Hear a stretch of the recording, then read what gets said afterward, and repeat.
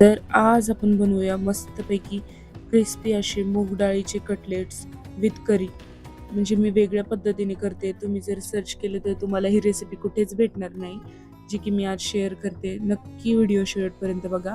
चला तर मग सुरुवात करूया व्हिडिओला.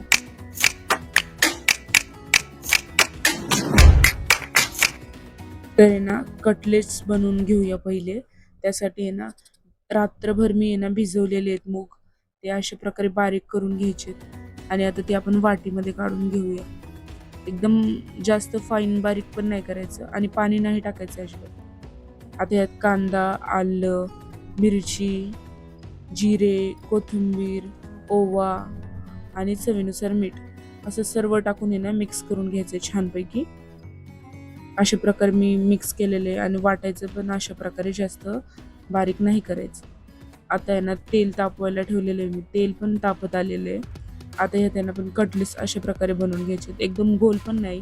थोडंसं त्याला आहे ना दाबायचं म्हणजे नाही का थोडासा कटलेटसारखा त्याला शेप येईन अशा प्रकारे. आता हे स्टार्टिंगला आहे ना फुल गॅसवरच तळायचे आहेत. आत्ता फुलच गॅस केलेला आहे मी आणि आता ह्याला पलटूया आपण.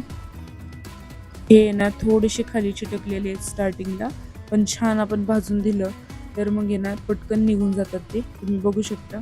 आता मी गॅस बारीक केलेला आहे. आता बारीक गॅसवर ह्याला तळून घ्यायचं. तुम्ही जर माझ्या चॅनलवर नवीन असाल तर सबस्क्राईब नक्की करा, कारण मी आता आहे ना वेट लॉस करणाऱ्यांसाठी आहे ना एक हेल्दी फूडची सिरीज सुरू करणार आहे, ज्याच्यात मी खूप काही सांगणार आहे आणि दर आठवड्यात 1 ते 2 व्हिडिओ तुम्ही टाकणार आहे, ज्याची मी प्लेलिस्ट बनवेल. त्या नेक्स्ट व्हिडिओमध्ये मी माहिती देईल. तर तुम्ही सबस्क्राईब नक्की करून घ्या आणि आपल्या डेली रेसिपीज तर चालूच असणार आहेत, पण आठवड्यातनं 1 ते 2 व्हिडिओज मी टाकणार आहे वेट लॉसच्या रेसिपीजच्या, जेणेकरून तुम्ही ना तुमचं वेट लॉस करू शकता, ज्याची मी एक प्लेलिस्ट बनवेल. आता आहे ना आपले भजे आहे ना मस्तपैकी बारीक गॅसवर मी तळून घेतलेले आहे, तर ते काढून घेऊया आपण. आता त्याच कढईत आहे ना कांदा टाकायचा आहे उभा चिरलेला. फुल गॅस करायचा आहे आणि उभा चिरलेला कांदा टाकून घेतला ना त्यात. आता त्याला परतत राहायचे. फुल गॅसवरच परतते मी, कारण की आपल्याला ना मसाला वाटायचा आहे. ही भाजी चवीला इतकी छान लागते ना, तुम्ही एकदा नक्की ट्राय करा. कारण सारखी सारखी तीच मुगाची भाजी खाऊन आपल्यालाही कंटाळा येतो. त्यामुळे मी वेगळं काहीतरी ट्राय केलंय आज. तर तुम्ही ही नक्की ट्राय करा आणि मला कमेंट्समध्ये पण नक्की सांगा तुम्हाला कशी वाटली माझी रेसिपी. आता आहे ना कांदा आपल्याला लालसर भाजलेला आहे ना, त्यात खोबरं, आलं, लसूण टाकून घेतलेले मी. आता ते परतायचे. आता ते आहे ना मी छान परतलेले 5 ते 10 मिनिट. आता आहे ना ते काढून घेऊया आपण. थंड केलंय मी थोडं आणि बारीक करून घेतलंय. आता आहे ना त्याच कढईत आहे ना तेल टाकायचे. तेल छान कडकडून गरम झालं तर त्यात आता आहे ना आपण कांद्याची पेस्ट जी केलेली आहे ना ती टाकून घ्यायची आहे. तेल छान तापून दिलेलं आहे मी. यात जिरी मोहरी काहीच नाही टाकायची गरज.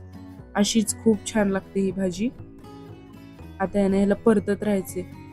लागलंच तर थोडंसं तेल पण टाकू शकता. मी पुढे जाऊन टाकणार आहे थोडंसं तेल. आता 5 ते 10 मिनिट छान परतलेले आहे मी आणि थोडंसं तेल पण टाकलेलं आहे यात मी आणि परतत राहायचे. बारीक गॅसवर परतायचे. स्टार्टिंगला फुल गॅस केला तरीही चालेल. आता यात आपण मसाले टाकून घेऊया. त्यासाठी सर्वप्रथम मी घेतले लाल तिखट. 2 चमचे घेतलेले आहे मी लाल तिखट. तुम्ही तुमच्या आवडीनुसार घेऊ शकता. आता यात आहे ना घरी बनवलेला जो गोडा मसाला असतो तो टाकायचा आहे. मी 1 चमचा टाकला आहे आणि अर्धा चमचा हळद, 1 चमचा धने पावडर आणि 1.5 चमचा किचन किंग मसाला टाकायचा आहे. किचन किंग मसाल्याच्या ऐवजी तुम्ही पनीर मसाला सुद्धा वापरू शकता, पण किचन किंग मसाला टेस्टला खूप छान लागतो.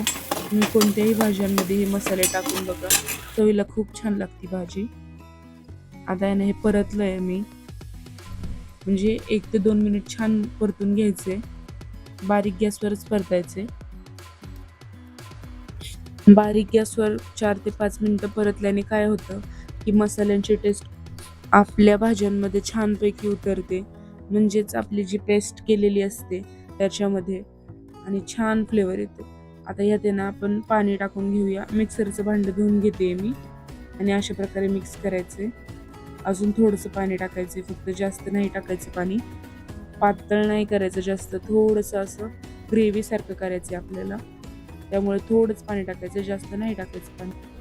आता याने यात चवीनुसार मीठ टाकलेले आणि फुल गॅस करायचे आता आणि छानपैकी मिक्स करून घ्यायचे.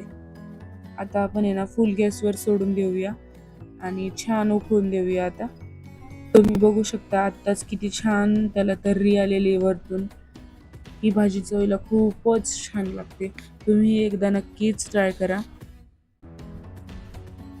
आणि त्यात जे मुगाचे कटलेट्स टाकणार आहोत आपण, ते सुद्धा तसेच खायला सुद्धा खूप छान लागतात आणि त्याची टेस्ट पण खूप छान असते, क्रिस्पी असे लागतात. आता यात मी कोथिंबीर पण टाकून घेतलेली आहे आणि तुम्ही बघू शकता 4 ते 5 मिनिट छान उकळून दिलेले आहे मी.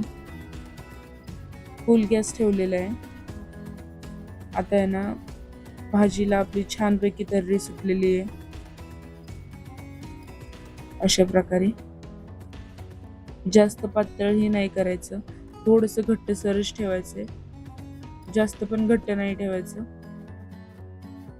आपली भाजी ना रेडी झालेली आहे. आता आहे ना आपण गॅस बंद करून घेऊया आणि आपली भाजी आहे ना सर्व करून घेऊया. सर्वप्रथम मी एक बाउल घेतलेला आहे. बाउलमध्ये ना आपल्याला आहे ना सर्वप्रथम भाजी घेऊया. भाजी बघू शकतो किती छान दिसते. ही भाजी चवीला ही खूप छान लागते. तुम्ही ही एकदा नक्कीच ट्राय करा. आता आहे ना भाजी काढून घेतलेली आहे.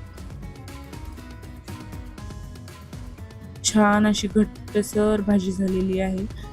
कलरही खूप छान आलाय भाजीला. आता आहे ना यात आपण कटलेट्स टाकून घेऊया. कटलेट्स आहेत ना ज्यावेळेस तुम्ही जेवायला बसता त्याच वेळेस घ्या, कारण की त्याचा जो क्रिस्पीनेस असतो तो राहत नाही जास्त वेळ ठेवल्याने आणि मऊ पण होतात पटकन. त्यामुळे ज्यावेळेस तुम्ही जेवायला बसता त्याच वेळेस घ्या. आता यांना आपली सर्विंग करून झालेली आहे. अशाच नवीन व्हिडिओजसाठी धनश्री रेसिपीला नक्की सबस्क्राईब करा.